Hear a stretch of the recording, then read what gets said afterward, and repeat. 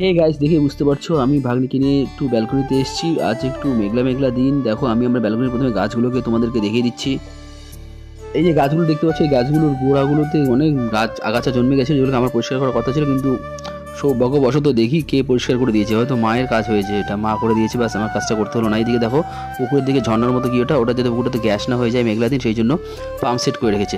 এদিকে রাস্তাটা দেখাচ্ছি তোমাদেরকে, দেখো কাদা হয়ে গেছে। বর্ষার দিনে এটাই সমস্যা, বুঝলো তো, রাস্তাঘাট প্রচণ্ড কাদা হয়ে থাকে। পুচকিকে নিচে চলে এলাম, নিচে এসে দেখি পুচকি ও উপরে যাবে, উপরে ভালো লেগেছে, সিঁড়ি দিয়ে উপরে ওঠার আবার ট্রাই করছি। তারপর রান্না করে এসে দেখি কি রান্না হবে আজকে, মাংস, বিরিয়ানি, তারপরে হচ্ছে তোমাকে বিরিয়ানির বেরেস্তা দিয়ে অলরেডি ভাজতে দিয়ে দিয়েছে, আর ডাল হচ্ছে, তার সাথে মাছ ভাজা। সেদিন মাছ ধরেছিলাম পুকুর, সেই মাছগুলো ফ্রিজে রাখা ছিল, সেই মাছগুলো ভাজা হবে।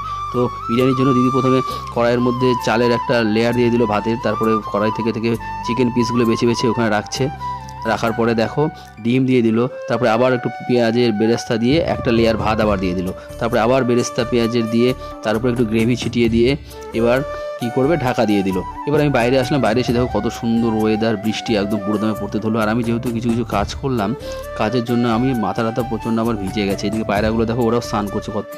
তো আজ এই অবধি, দেখা হচ্ছে নেক্সট ভিডিওতে। ততক্ষণের জন্য তোমরা ভালো থাকো, সুস্থ থাকো, নিজের পরিবারের খেয়াল রাখো। টাটা।